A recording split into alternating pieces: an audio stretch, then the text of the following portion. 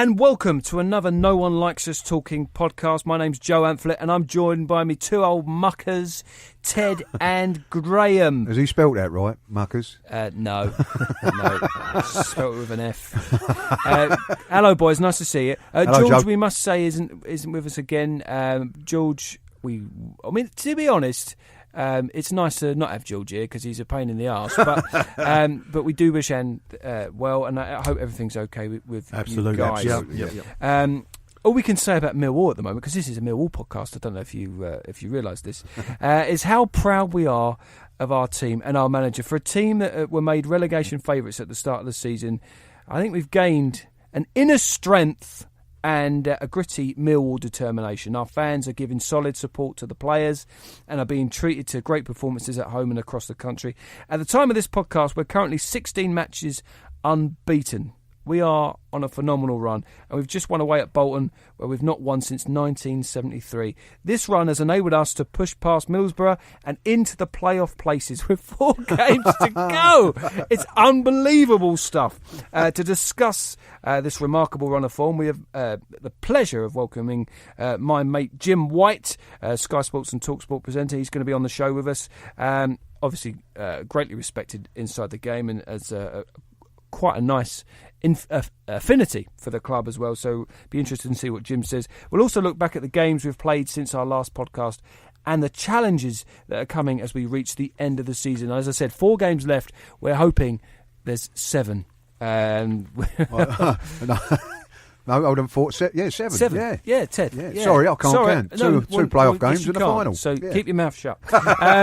Boys, we are in dreamland at the moment. Let's start with Bristol City on Saturday, and not the best we've played all season, but just the atmosphere inside the ground, and there's just something about that team at the moment. When you look at them, they are so together. They love playing with each other. You can see it. Yep. They were absolute at the final whistle when they come to the fans. They are just in dreamland. They're enjoying it as much as the fans are. Without a doubt, Joe, without a doubt. I mean, I think at the moment we're a solid side that don't give a lot away. I mean, Bristol City were a little bit disappointed in the respect that they didn't really trouble us too much.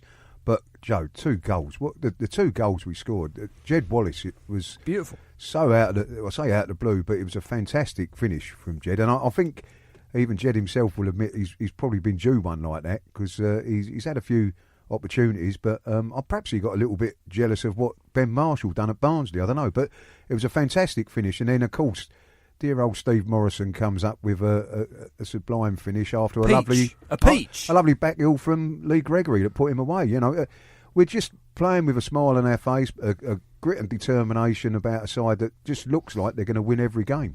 It's great, again, getting the first goal is very important in this league because then you start to dominate teams.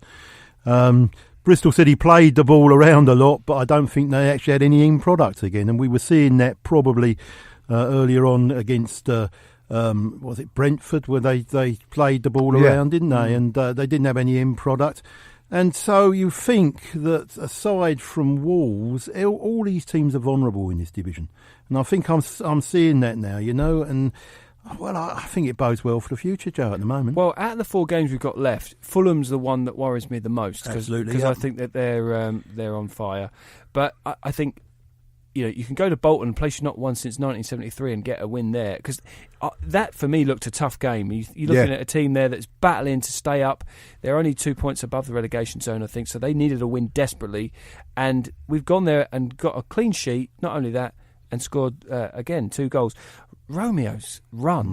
Amazing. Well, I was worn out. I don't know about you, Joe. I stopped running at the halfway line when he... Can you believe that he wasn't started at the start of the season? I mean, Harris didn't favour him at the start, did he? To be fair, Conor McLaughlin didn't do a lot wrong. I mean, I remember a great goal he scored against QPR and he was quite rightly keeping the right back place. But what you've got to say about Marlon Romeo is that he waited for his opportunity, and by God, when his opportunity came along, he's taken it with both hands. And you can't see him not playing at the moment. He's just, I mean, as you say, Joe, Bolton last night was a fantastic result because sides down at the bottom in that sort of situation that Bolton are in, I think are harder to play than the likes of Fulham and what. I mean, we all know what that's at stake for Fulham and Middlesbrough and all the rest of us, Villa. But Bolton, them sides down there start fighting for their lives, and having not won there since 1973, to go up there and get a 2-0 victory like that, scoring result. 2 great goals again, by the way. Yeah. And let's look at Fulham, because I'm interested in Fulham. We played them in December, I think, and they again played the ball around. I thought they got a lucky penalty just before half time against Conor McLaughlin. Yeah. Judged to have fouled somebody. What they've done is they brought in Alexander Mitrovic, who has made a difference to them, because he's a big lump type player that can score goals. And that's the danger of Fulham now. They're not only playing the ball around, but they've got that focal point up front. So I think you're right to be a little bit worried about Fulham. Well, that's what they was missing, Graham, wasn't it? Yeah, there's no doubt about it. They was missing that sort of centre forward that would do something for them, or score. Well, I say score goals. They create enough, but I mean, the thing with Fulham though, I think they are the best footballing side, even better than Wolves, in my opinion. The way they knock the ball around with Kearney and McDonald in the middle of the park. But look, it's a side that they will probably still be in the top 2 by the time they play us, and if they are, I mean, it's a sort of game we raise ourselves for, isn't it? And the other thing is that what I hear about them is that they can have patches in games when they're not so good. Yeah. And, and they play the ball around and it don't work. And you can just think a capacity crowd at Millwall, and you think maybe... Well, we've got the home advantage. That's what we've got in our favour. And at the moment, the crowd are white hot. But can I bring Can I do a negative? Oh, yeah, my you can God, do a negative. Unlike you, Joe. No, listen, I'm really positive, and honestly, I firmly believe it. I firmly believe we're going to do it. And not just get into the playoffs. I think we're going to. I think we're actually going to do it. I mean, and it's exciting, and we'll talk about what that could bring. But as the podcast goes on, but my one, I'll start with a positive, then a negative. All right. Saturday's game, I thought that the centre halves were phenomenal. I thought they were absolutely brilliant. My negative is the goalkeeper, and I do think obviously he's still a young man and he's got great potential, Archer, but I do think he is prone to mistakes. Now there was at one point a cross came in, I think it was a corner, and he could have easily caught the ball. There was no one coming anywhere near him, and he decided to punch it away and put us under pressure again. And that's just one example of a few little mistakes that Archer can make. He is prone to sloppy mistakes. Would you agree with that? Well, yeah. Or am I out of order? No, but I mean, you have to accept that because he's a young goalkeeper. I mean, even old goalkeepers, make mistakes. Yeah, but this is his third full season, Ted. Well, no, I mean, you can look at Joe Hart, just for an example. Joe, he's been sort of chastised all season at West Ham, and better than Joe Hart. And then on Sunday he goes and produces a wonder performance. Yeah. And Jordan Archer, if you remember rightly, we're talking about where we are now. His save in the playoff final last year when you got Clark was through, I think it was from Bradford. That sort of got us where we are. What you hope is that Jordan Archer in the big games coming up, his concentration levels, which is what goalkeepers all about, is up there with where it should be. Let me tell you where I saw a lack of concentration with Jordan Archer, and that was against Brentford when they scored the offside goal. Now we knew it wasn't a corner beforehand, and yet Archer was following the referee around when he'd given the corner, coming out of his area when he should have been organising his defence for the corner. All right. Yep. Now to me, that's something that I will pick up on if I'm Kevin Pressman. You don't go out. When somebody challenges him on the line, you have to rely on your centre half to sort it out. You don't start wandering out and complaining to the referee, because then you're not concentrating on the issue coming up. And that's what I think is a concentration thing. Okay. And he's presumably he'll get better as time goes on, but he has the ability to make some very important saves as well. We've got to say that about him. Absolutely. No, listen, it's a very minor negative. It's just some things I see worry me. And I do think he has cost us points at some point. And I'm sure that he's gained them for us as well, like you say, with the playoff final. I was going to say, Joe, we talked about the two centre halves who've been outstanding, but then we gave 2 sloppy goals away at Ipswich, and one was down to Jake Cooper's back pass, and but you can. Well, the other one might have been down to Archer actually. Well, you can forgive these young boys the odd mistake here and there, but the bottom line is, We never conceded against Bristol City. We didn't concede last night against Sheffield United. By and large, I like to talk about let me put you five. right. Bolton, we didn't concede. Not Sheffield United. Sorry, Bolton. Yeah. No, we won't concede at Sheffield United either. No, that's right. See, at the time of recording, we haven't played them yet. He's Mystic Ted. I can see it happening. But no, I tend to, this day and age, you talk about a back five because the goalkeeper's part of that back four. And, we've got Meredith on one side. We haven't mentioned him. Wonderful player. Graham's mentioned Marlon Romeo, but James Meredith, if ever there's a player that's making the most of the ability he's got, it's James Meredith. He will run up and down all day long for you and put his tackles in, and he's the most awkward, difficult person to get past, I think, out on the pitch. So, Hutchinson and Jake Cooper speak for themselves, and as a back five, they've been pretty phenomenal recently. You've got to give Harris massive credit, because this team isn't so different to the team that got promoted. Really, there's not that many new additions, but what he has added, Harris, is real quality. I mean, Jed Wallace is fast becoming my favourite player. He is such a great player. Yeah. The way he's got pace, he's got a brilliant delivery. His work rate is phenomenal. I love watching Jed Wallace. He's a player that, he's an exciting player. He's an exciting player. I always like a winger, like most people do, but I love players like Jed. And whenever he's got the ball, you kind of think something could happen here. But let me add to that, Joe. I agree with you. Jed Wallace, as soon as he gets the ball and he goes on a run, we all get excited because it's like the old natural wingers of the past. He goes past the fullback with a bit of pace. But on the other side, and this is where I think we've all of a sudden found a perfect combination of wingers. You've got Ben Marshall, who's not as spectacular looking as Jed Wallace, but he gets a couple of yards and sticks at. You see the assists he's had in the last four. I think it's 4 in the last 5 games. Yeah. Like last night against Bolton, the ball into Tom Elliott, who done a fantastic job of getting in front of Mark Beavers to tuck it away.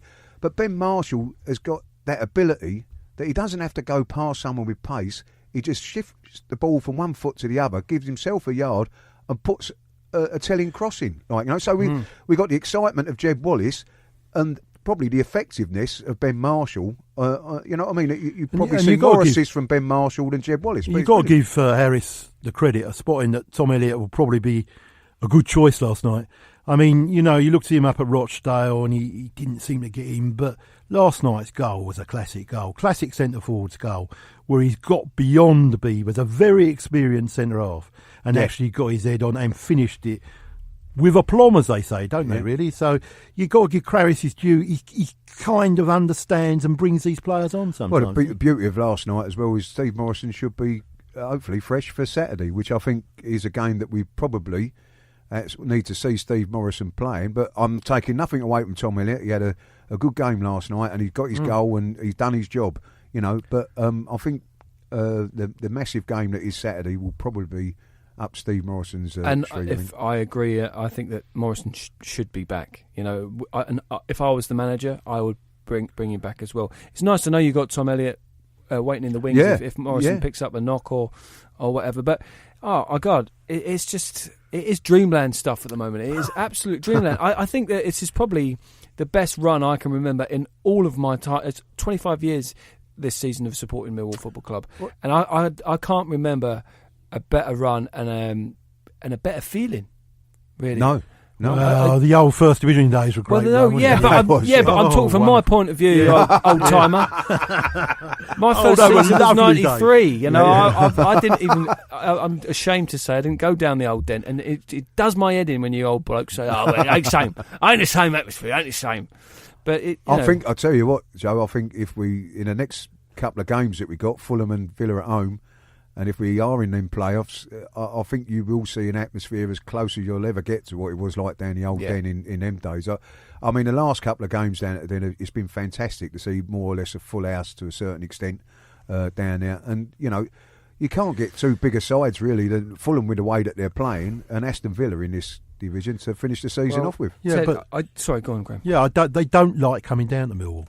It's something in their heads. Oh, we don't want to go down there. It's shocking down there.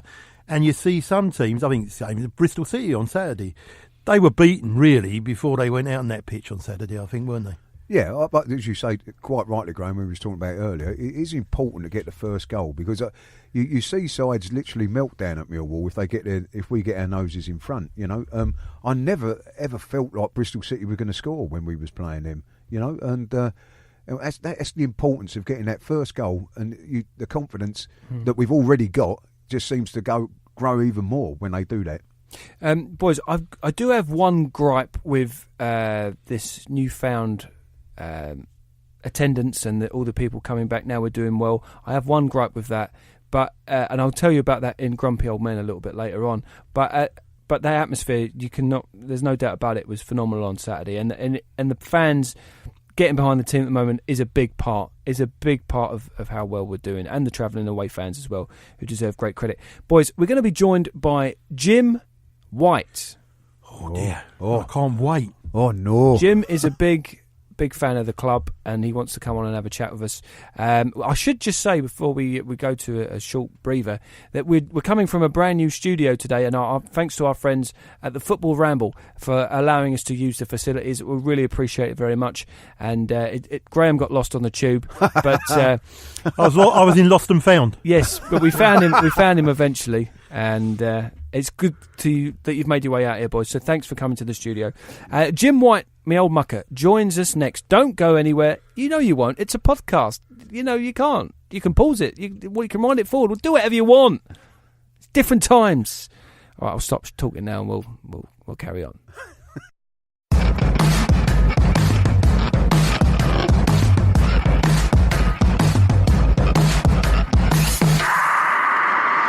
Welcome to the No One Likes Us Talking podcast question number 3, sponsored by WePrintAnyGift.com. Before we deal with podcast question number 3, we must congratulate Mick Reardon in winning our last competition with the answer Danny Shitu. As a prize, Mick received a copy of Millwall Miscellany by David Sullivan. So to be in with a chance of winning another copy of that book, just answer the following question. When we last faced Sheffield United at Bramall Lane and took any points, who scored our goals? When we last faced Sheffield United at Bramall Lane and took any points, who scored our goals? Please send your answer to nolutalking@gmail.com. That's all in lowercase. I'll spell it out for you. NOLUTALKIN@gmail.com. Also put NOLU podcast question in the subject of your email. The competition will close at 1 to midnight on 11:59 next Monday. The winner will be announced on our social media links at Facebook, Twitter and Tumblr on Thursday the 16th of April. We'll also give the winner a shout out on the following No One Likes Us Talking show. So once again, thanks to our sponsor WePrintAnyGift.com. Bye for now.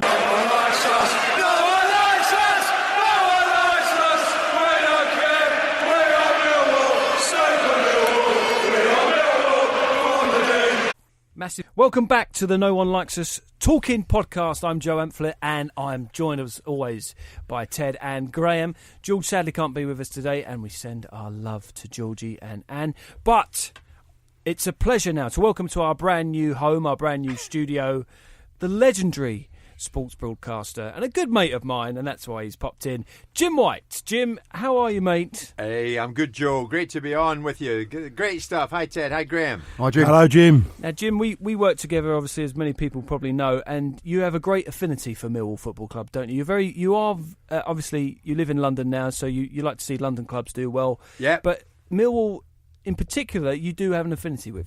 Well, I do. I mean, I've been, over the years, Joe, I've been down there quite a lot, and I always get a very nice welcome when I've been down there. A warm one, Jim? A warm one. Every now and again, a warm one. If they lose, they like to take it out on me, Ted. Oh, no. But no, it's a great club, and I tell you one thing I love about it. If you want to go and see a football club and you want to see passion demonstrated, my God, you get it in abundance at Millwall. Because these fans love their club and they want to see their club being successful. And I honestly, I've loved every time I've been down there. I've had a great experience, as I've said. I like watching the team. I like watching the fans. I get a laugh with them now and again, as long as they don't take it too far. And no, it's great. I'm up for it. What do you make of this run there, Jim? Will you be picking up your Premiership season ticket next season? Well, I tell you, Graham, you're beginning to wonder, aren't you? I mean, what was it now? Unbeaten in 16 That's games, it. unbeaten run. Yeah. I mean, you have to say, what kind of a job is Harris doing other than brilliant? Well, superb. Neil knows the club inside out, Jim. That's the key to Neil Harris, really, with Millwall. I mean, I hope Neil goes on to be the successful manager wherever he manages, because he deserves it. But at Millwall, he gets us, he knows us, and he's got a team playing the way that we like to watch, which is, a certain style, and everyone has to have that sort of character about him in the team. And we've got that now, and we've got a little bit of quality as well. I can't say we haven't got quality. I wanted to ask Jim as well. Jim, do you think that we've... the EFL have voted a little bit too early for their manager of the season, because all of a sudden Neil Warnock's losing some games and it's automatic promotion's not a guarantee, and everyone's saying, why the hell's Neil Harris not got a shout? That's right. And when you say everybody, Joe, almost everybody is going with Neil Harris. I saw that the other day. Both at Sky and at talkSPORT, Harris's name came up again and again and again, and you never know. It's gone kind of pear-shaped for the moment for Cardiff, anything but for Millwall. And a lot of people were saying, with all due respect, it shouldn't be Warnock, it maybe should be Harris. And ironically, Graham, Warnock himself, we now discover, voted for Neil Harris. There you go, you see. So there you go. But let's talk about the psychology of management, because this is quite an interesting thing. I mean, Chris Coleman's gone in at Sunderland. He hasn't been able to get anything out of the players. Yeah. What do you think, really? Is it this business that Neil Harris knows the club inside out? What do you think makes a great manager, Jim? I think that is it. I think it's knowing the football club. It's knowing the club from top to bottom. It's knowing the supporters and attempting to match their expectations. And I think if anybody is equipped to do that, it's Neil Harris, because he was a great player for your club. No doubt about that. He's got it in his DNA. Millwall is very much in Neil Harris's DNA. It's the same as Steve Morrison. Morrison loves that football club. He went away for a spell, but he's come back, and he's almost the player that he was when he left. I mean, I have great admiration for Morrison as well. So I reckon if you have this inbuilt passion for your football club, that when Souness went to Glasgow Rangers, Souness said there and then, well, I was always a Rangers fan, so this is a fabulous moment for him. And thereafter we saw what happened. Souness was a massive success in that period of time in Scotland. Jim, and I think Harris is doing that as well. Jim, on Neil Harris, if he was poached by another team, you're saying that the DNA... Can I stop you there, Joe? We ain't having any of that. Thank you very much. Well, Ted, it's a possibility in the future if we keep going the way we're going. Right, he's done a brilliant job. If he keeps going that way, now Harris, if you look back in the history of Harris, when he went to other clubs, he wasn't as successful as he was at Millwall. Could that be the same as a manager? Jim said it's in his DNA. Harris may struggle at a club that he doesn't know so well. Well, when you think about it, Joe, I always, when people start talking about things like this, Graham Taylor, who sadly passed away now, but what a fantastic manager he was at Watford. He was an absolutely brilliant manager at Watford, took them from the lowest league to second from top in the first league. But Graham Taylor, everyone associates with Watford. That's his team. When he went outside of that, he struggled a little bit because you get different problems. The thing with Neil, once he went into Millwall, he knew what we needed to do. He knew that we didn't have loads of money, and traditionally Millwall were not good at buying big. Everyone we bought big was being absolutely rubbish, to be quite honest. But he knew what he had to do. He knew what the ethics of the team had to be and how he had to put it together. If you take him away from that, and this is me trying to keep Neil Harris at our club for as long as possible, he might struggle a little bit, because once you've got money, everyone says, oh, you need money to get this. But if you can spend money, and it might not work, as we've seen. I don't think as well, guys. I mean, Graham, you might come with me. I'm sure you might. If Millwall go up, and that is your dearest hope, if they were to go up and make it all the way, and it's Premier League football for Millwall next season, I don't think you could drag Neil Harris away from Millwall, because this is what he's living for day to day at the moment. Yeah, I think you're right, Jim, and I think that there is a DNA, there's a synergy there, and the synergy hasn't passed yet. It's going to go on and on. How we'll deal if we did go at the Premier League will be very interesting, because I don't see us spending massive amounts of money out as well. We've got a lot of homegrown talent coming through. Yeah. The chap Marlon Romeo last night, he broke away and scored He set up a goal against Bolton, and he ran half the length of the pitch. This chap is a very good player, and then you've got the combination between the old stager Steve Morrison and Lee Gregory, and they both seem to complement each other so well. They bring the best out of each other. So Harris has found combinations of players there. And the other reason we get dragged along with Neil, Jim, is the fact we all believe that he's got the same dream as us. Yeah. He actually dreams about being in the Premiership and taking Millwall there, which is, for fans, that's fantastic. When you know you're on the same level as your own manager and our chairman, let's not forget Mr. Berylson, we all seem to be thinking and in the same, we're all in the same dream. You're on the same page. Tell me about this boy, George Saville, incidentally. He's a name that is mentioned to me a lot. A really good prospect. I think he's only what age is he? Just a youngster, isn't he? Yeah, just a youngster. He's about 24 now, Ted. He is about it. Yeah. And he and another name I'll throw in, Jed Wallace, have been outstanding this season. Yeah. Jed Wallace, he scored a fantastic goal last week. And they are developing the club. They're giving the pace. And then, of course, another name you're starting to hear about now is Ben Marshall, who's been doing things in the past at places like Blackburn, but we've managed to pick him up again from Wolves. Both those players came from Wolves, Saville and Wallace. And, he's an outstanding player. Finished the goal off against Bolton last night. So they've been very clever in the recruitment. Neil Harris has been very clever to spot a player coming up. It's a bunch of rejects, Jim. All these boys we're talking about have all been discarded by other teams. Yeah. And Neil's... Perhaps the recruitment team have used that to develop this team spirit that they have now that is second to none. I don't think there's any other club in the Championship that's got the sort of attitude and the belief in themselves that this lot have. But if you look at them, every one of them was at another club that didn't want them. And Millwall sort of brought them in. Good on them. Good on Millwall. With Ben Marshall, the man is a talent. There's no doubt about it. And sometimes these talents, as we've all seen before, Jim, need to find a home.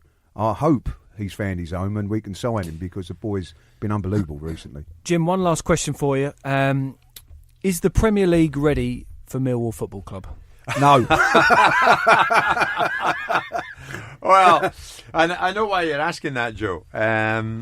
You boys, looking at Graham, looking at Ted, you would say, yeah, absolutely, you're ready. Yeah. Would you not? Obviously... presumably, Joe, you're asking me that because no doubt you're concerned that maybe would a minority let the club down. Let's hope not.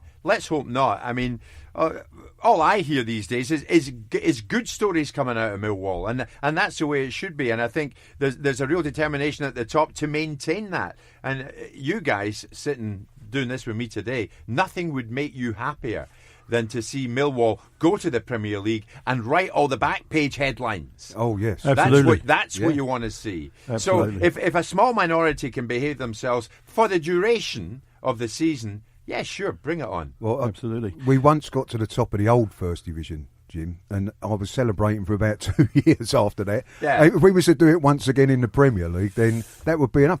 We don't ask for a lot down at Millwall because we don't normally get too much. So if we was to actually get in the Premier League and shake a few up for a season or two in the sense of, playing a good bit of football, winning at Old Trafford, for example, or something like that, that would be enough for us. And the other thing, Jim, and what we ought to say is it's going to put Millwall on a different level. It's going to safeguard futures down there.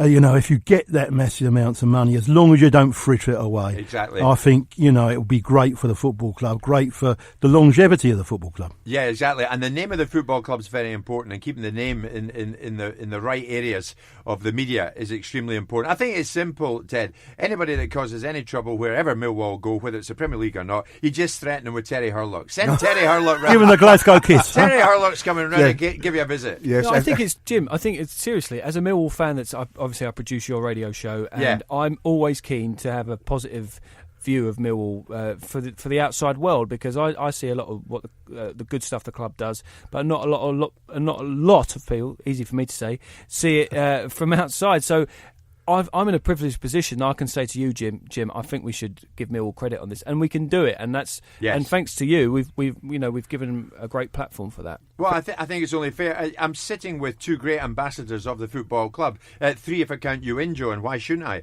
With Ted and Graham, you guys very much give a very good front for the football club, because you have great ambition for the club. You want the club to do well, and you want the club to write the right kind of headlines, and you're doing that. Well, and all power to your elbow. We've been fighting it all our lives, Jim, to get decent stuff across. Decent stuff out that happens down at Millwall. Millwall's Family Club of the Year. You know, I mean, they've won that award, so they deserve credit for that. Not that we get much, but no one likes. And I think we should say we've been sitting with a broadcasting legend. So there you go. Oh yeah. Thanks, Joe. Jim, yeah, no problem. It's great to be here. Jim, thanks so much, mate, for speaking to us. We really appreciate it. Pleasure, guys. Great to be with you. Jim White with us. We'll be right back with Grumpy Old Men. Don't go anywhere.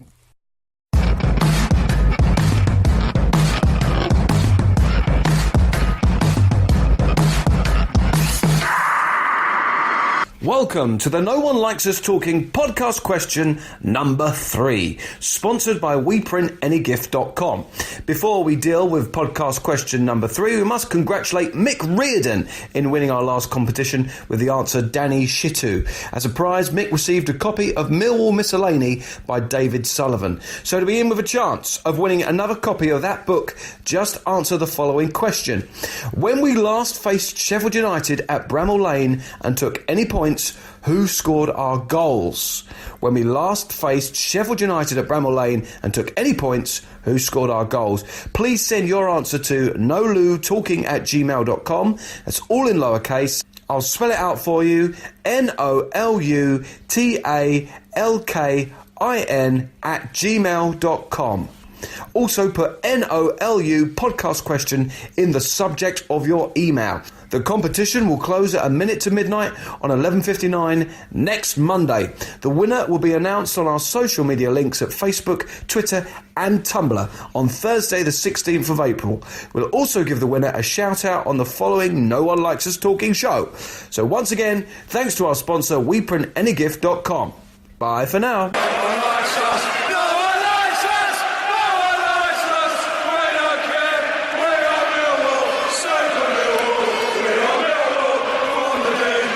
Massive thanks to Jim White to coming out to this little studio in North London. We're in, boys. Enemy territory. I know. I've got a nosebleed, Joe. I've definitely got a nosebleed. I know. I don't like North London. No. I've never been north of Bermondsey. No, well, you have. You've been to only Sheffield. away games. Away games. They don't count, though. It's not London, is it, Joe? No, it's not proper. It's not proper London. There's nothing like South London, though, is there? There's nothing like South London people. It's There's full nothing of, like what's it full of? Do we want to sing that song? Well, there might be kids listening, but it's a podcast. We can do whatever we want. If you want to sing the song, Graham, you're more than welcome. I can't. I'll tell you what, Joe. My old man said to me, "You get more sense going across the Channel than you do going across the Thames River years ago," and he's not far wrong. He was not far wrong, Ted. That's why I got hopelessly lost. Yes, you did. But you used to get lost inside the club. I followed this woman home, and she didn't like it. I don't know. No, she didn't. Graham, do you sing along to the songs at the ground? No, my father gets up and starts conducting when they start singing. He's 90 now, so there you go. So he's still coming. 81 years he's been down there, Joe. Amazing. 81 years. That is amazing. They should give him some sort of plaque for that, shouldn't they? I said he should run out as a young lion, junior lion. We should make him mascot for the last game. Mascot. Graham, what does your dad think of this current run? Does he think that this is one of the best things he's seen? Well, he keeps on asking me who Neil Harris is, but I think Right. we've got over that now. Yeah, I mean, he's very excited. I mean, he's already renewed his season ticket and he's already very excited about it all. He sees the old saps growing again, as they say, and he's seeing a few seasons in the Premier League, as we because there isn't. All right, like my dad took me down with my granddad actually when I was about 9 years old. In the first season at the New Den, okay. And my dad now doesn't go down as much. He will come to the odd game. He likes to play golf on a Saturday, you see. So he'll come down to the odd evening game a season, like twice a season or something like that. But a lot of fans who are fans as kids and then grew up as young adults, when they have families and have kids, a lot of them do stop going as much, don't they? So to see your dad go down there for 81 years is phenomenal. I bet there's not many that have done that. I was steeped in football. We used to kick football around in Brockley when we were young kids and that, and it's always been part of my life. If I didn't have Millwall on a Saturday, then the summer is shocking to me. And, I'm steeped in there, and it's just great to get round to August again. It's very a shame, sad, it's but there a you shame, go. That's what it's my a life shame you is. can't bring it into your exercise regime, though, isn't it? Matey, I'm beefing up to be a centre forward. Don't you worry about that. My dear old dad rang me up this morning, Joe, and said to me, last night when we got the second goal, he's got Sky Telly now, which he's only just got on, and the second goal went in, and he reckons he jumped up and he knocked his tea over. But by the time he got up out the chair, full time had come along. He said, so he knocked it over again. Yeah, he knocked it over again. He said it was, he can't control himself. But it's in you, isn't it? There's no doubt about it. Yeah, you can't escape it. Even sometimes over the years I've felt let down by some fans, so-called fans, that have ruined it for me, and just with the running on a pitch and the fighting, that has ruined it. That does ruin it for you. But I could never ever go to another club and support a new team. No. Do you know what I mean? Well, it's part of your life. It is. It's in you. And it is in you. And I'm Millwall's in you. so annoyed at my dad for doing that to me. I've never ever known anyone can change their football club. It's so alienated. Well, that's the uniqueness of Millwall we were talking about with Jim, weren't we? Really, a unique little club, and it gets into your bones. And when you walk, when I go up to places like Leeds and Sheffield, I'm still proud to be a Millwall fan. Yeah. So Well, you know what I always said, Graham. I was a Millwall fan 9 months before I was born. Yeah, so absolutely. that's the way it is, without a doubt. Brilliant. Listen, there's a few things to clear up, and then we're going to do a bit of grumpy old men. First, let's mention the question of the podcast. And the question was, who would your player of the season be? And Ted, I think there's a few answers from you. Yeah. We've run a vote for who's the player of the year, and I can tell you now that in third place, might be a little bit surprising to people, with 15% of the vote, was Steve Morrison. Okay. In second place, with 20% of the vote, was Jed Wallace. But first, and by quite some distance, and it doesn't surprise me really, is with 50% of the vote was Sean Hutchinson. So, wow! Congratulations, Sean. Well done, mate. You are No One Likes Us Talking player of the season. Obviously, our listeners look behind all the glamour and glitz and see the people who are actually that is a Millwall fan vote, though. Yeah, that is what they would go for, the gritty, hard defender rather than the. I don't think that's going to be the only award he's going to get this year, Joe, because I think he has been outstanding without a doubt, Sean Hutchinson. And if those mathematicians out there that were working it out think there was a percentage missing, that's all the others, if you know what I mean. Absolutely. I've been told to say that because I'm no mathematician. But now, we must tell you also that the No One Likes Us... Sorry, Joe, just before you finish that, I can tell you we was running a competition and there's a prize, and the winner of our prize, which was a box Millwall pen, is Gerard O'Rourke, who's won that. That's a made-up name. Well done, Gerard. bless you, Gerard, but yeah. Thank you, Gerard, and thanks for listening. Now, the No One Likes Us brand is expanding, and this is exciting because there's going to be more shows coming. Obviously, this is the monthly main show that we do, but our very own Eamon, who puts all this stuff together and does a fantastic job, has interviewed Richard Sadlier. Very fond memories of Richard Sadlier, and obviously a shame that he had to retire as young as he did. But he interviewed him at the Dockers Day against Bristol City, and there's a 15-minute interview. It's going to be podcast next week, I think, boys. Is that right? I believe so. So that's an extra little podcast. Well worth a listen, Joe. For you to look out for. So that's fantastic stuff. Any other notifications? Yeah, a little Graham, bit of notification. Yeah, Millwall Maniacs website are seeking sponsors for player sponsorship and prizes. So if anybody wants to help out the Millwall Maniacs website, please go along and I think it's let Eamon know. So there you go. Yeah, make yourself known to Eamon, and I'm sure he'll be able to bring you in. Yep. Beautiful. Is it time for a bit of grumpy old men then? Yes, I think so. We do need some sort of jingle for this, don't we? We do need to get that sorted. Got to be step-toeing it. Do you know what? You talk amongst yourselves, and I'll see if I can find step-toe. Go on. I don't know where to get the grumpy old men from, Graham. I don't know any, really. Not at the moment. Not any grumpy old men, grumpy Millwall men at this moment in time, with the way things are going. Yeah, but there you go. Yes. So you've got one lined up, have you, Ted? Because you're a grumpy. You're a grumpy. You're a grumpy git. I struggle to find anything grumpy about life, but I have got one. I must admit. Oh, You well. might Still be, talking amongst you might be yourselves? surprised. Yeah, Yeah, still talking amongst ourselves. Go on, go for it. No, well, I can't find You it. can't find it. Oh, what a letdown. Oh dear. Well, maybe by the time we've done it, we can play it out at the end. You know, Yeah, we this isn't. I'm not used to this studio, so I'm just getting to grips with it. It's a new studio. Yeah. God's sake, I'm not a magician. You know, I think you not are, put- Joe. well, that's very kind. Anyway, there's Grumpy Old Men. It's a little feature that we do every time on the podcast where something, maybe it's a match day experience that's just got our goat and something that's annoyed us while we're at the den on a match day. And I've got a few. I'm sure Graham's always bloody moaning. It's got plenty. Yeah. and Ted, you've I got one. struggle Do you, every week. I struggle. do you want every to week. start? Do you want to start this? I'll go last if that's all right. All right. Oh, Well, you I'll wanna go go. last? Shall I Go go first? You go on, Joe. Joe. All right. Well, first of all, and I mentioned it earlier on the show about now we're doing well. All the fans that don't come when we're in League One come out the woodwork and they come down, right? And so that's one gripe, because where are you when we're in League One? Because if you come down in League One and you get that money through the gate and you support the team, we would have got up to this position probably a lot quicker. Anyway, fine. Not everyone can make it, but where were you? Is what I'm saying. But this is the serious part of it, right? And I am not denying that atmosphere was white hot, brilliant on Saturday. It was. And it helps the team massively when the crowd are like that, and they are fierce and brilliant, and I love that. What I don't appreciate is a lot of faces that I don't recognise from where I sit that come down and start. There was some language and some, actually not language, because I swear as well. Right? I can't. It's not language. I don't, Joe. I know you don't. It's just some of the things I heard. I heard a racist comment. I heard a comment about a disabled person in a wheelchair. It's not necessary. You're not funny.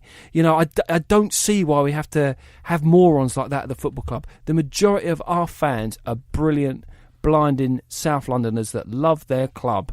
And just when we have a bit of success, you do get the idiots come in. I know that every football club has them, but that's my only worry about next season when we play in the Premier League. That week in, week out, you're gonna have these people here that don't really, they're not really proper Millwall fans. They don't represent us. No, we don't want them, Joe. No, we don't want them, Ted. And I heard it, and there's like three blokes a few seats away from me, and I just kind of wanted to say, listen, lads, I don't recognise you. I don't know if you come all the time.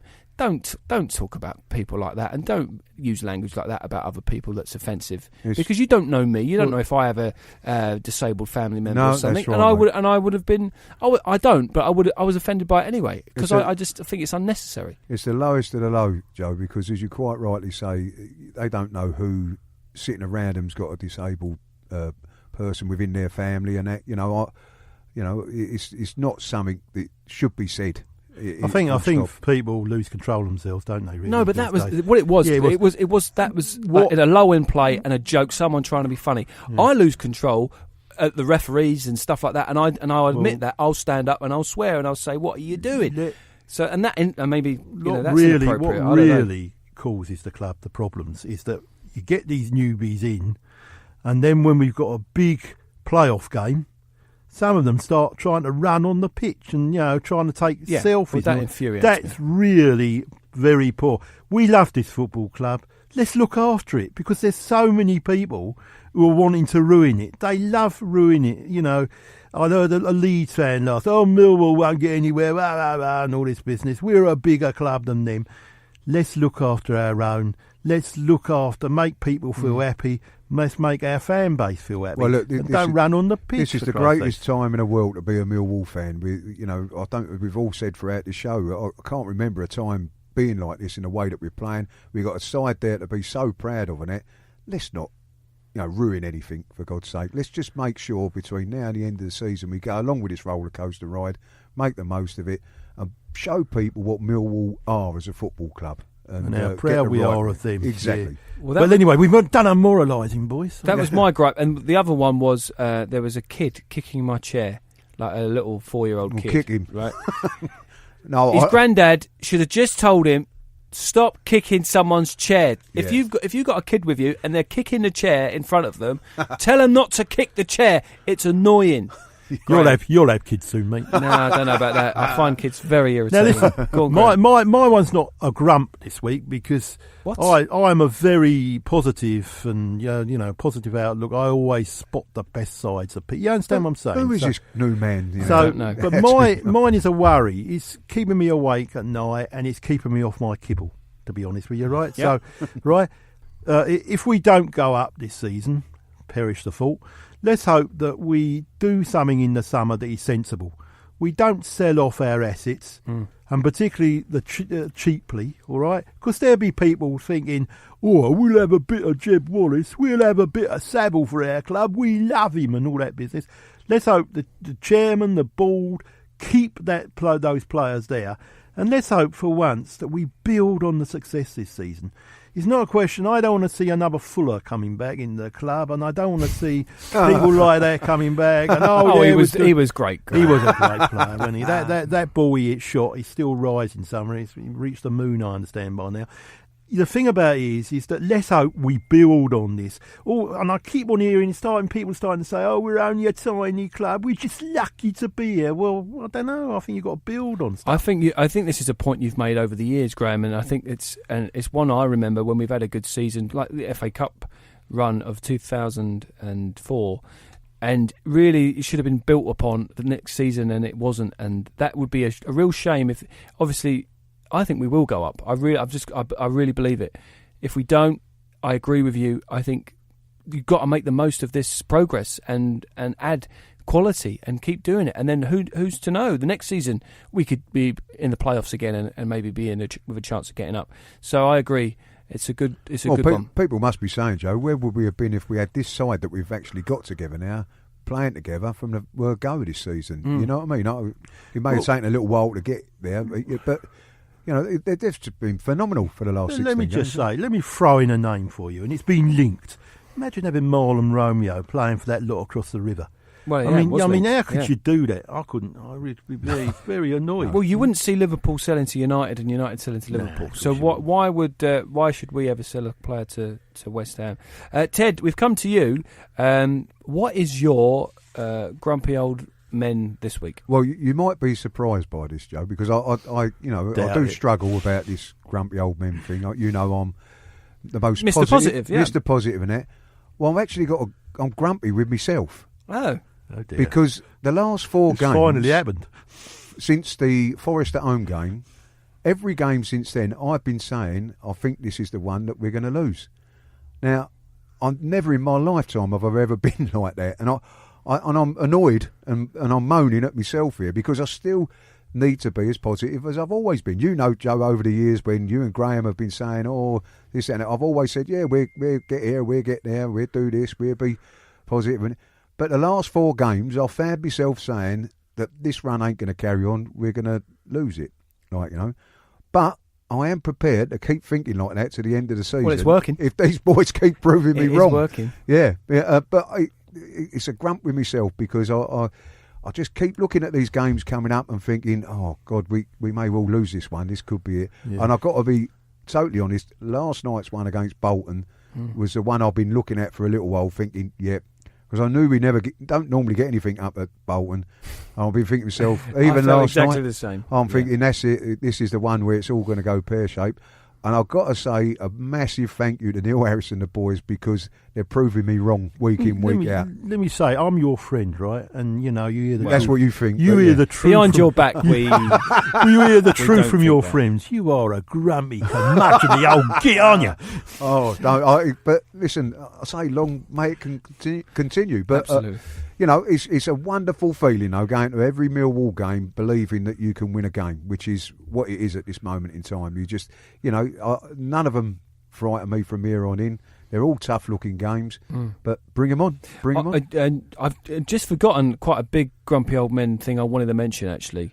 My father-in-law, he bought a half-season ticket, okay? So, because he turned 60, so he's got this half-season ticket, which meant that he could get it cheaper. Because he's a working class man. He's not got millions of pounds. So great. He's thought, I've reached 60, and then they've kind of changed this rule now. Yeah. So next season he can't just renew his season ticket as a an OAP, he has to get a full price season ticket. And at that age when people are slowing down and starting to retire and stuff, I think that's totally and utterly unfair by the club. Well, I think it's a real penny pinching move by the club, and it's annoyed me. Well, how can you be an OAP this year, then not next year? Well, it's really annoyed me, and just because we're doing well, maybe I don't know what's behind the decision, but it's going to penalise people it's going to penalise him for the next few years, isn't it? Because he's never going to get to that age because they're going to up it every year. Is that right? Totally agree, Joe. Well, they are looking at that because there was a forum the other night, and people asked questions. And, you weren't invited, Graham. Of course I'm not. And they did say that they would be looking at that. At this moment in time, it's gone up to 61, Joe. That's what I think. They're looking at it because I personally, I think what they should do is stagger it. In other words, 61 this year, then don't move it next year, then move it to 62 the following year. Then at least the people like your father-in-law who's been close to it can get. But father-in-law's a different kettle of fish, Joe, because he's got an OAP ticket now. Yeah, I don't see how you can go Once from you've an got OAP to that ticket point, to... you should be able to renew it. That's it's strange. just a bit mean, Ted. He's been going since he's a boy, and to get to that, he was so pleased to get to 60 and go, I can get a cheaper ticket now. I've been paying all that money. He always buys the shirts. He's always in the club shop buying scarves. He spends a fortune at Millwall. He spends a fortune on the beer, and it was just. That just seems like a bit of a mean-spirited thing to bring in. It seems a bit of an anomaly in what's happened, in a sense, and a bit sort of maybe he might be the only one that it's happened to. But to me, I can't see how you can get an OAP ticket for one season and then the next season you got to go back. Yeah. I might get a Charles ticket next year. You never know. Well, they don't check it on the way in, Ted, so you might as well. Listen, we're coming to the end, but before we go, I'll ask you a quick question. 4 games to go at the time of recording. Are we going to get into the playoffs? Firstly, are we going to do it? Massive game this Saturday. I think if we take anything out of that this Saturday, they're a very energetic side. They had a good win last night, Sheffield United. And I think if we take something out of that this Saturday, a draw, if it's a win, it's wonderful. I think we've got a very good chance. I'm interested in this game on Saturday and how we go on it, really, because I think they're a dangerous side at home. What? So you didn't answer the question. No. It was a very well, all right. I'll answer the question. I hope we do. Well, we all hope we do. Well, Joe, you know me. I've always said yes to all them sort of questions, but having had me gripe about myself and me moan about myself and what's gone on in the last 4 games, I'm going to say no, because then it can prove me wrong. Keep it going, Neil, and keep going, and hopefully, they're tough games, Joe. The next 4, Sheffield United, Middlesbrough, Fulham at home, Aston Villa at home. I'd hate to say what's the toughest games out of them because we know what we like at home. But let's face it, we've been travelling really well. 7 out of 8 victories away from home, innit? Let me just throw this into context. We talk about tough games. If you look at Derby's running, they're away at Wolves tonight. They've got Burton, and it's a dodgy little pitch to play on Burton. They might not have a lot to play for. They can turn you over there. Then they're Middlesbrough at home, Cardiff at home, Villa away, and Barnsley at home. Barnsley. So that is a very tough running for Derby. So they could be cool. And they've got exactly the same points as we have at the present. Do you know what I don't want next season?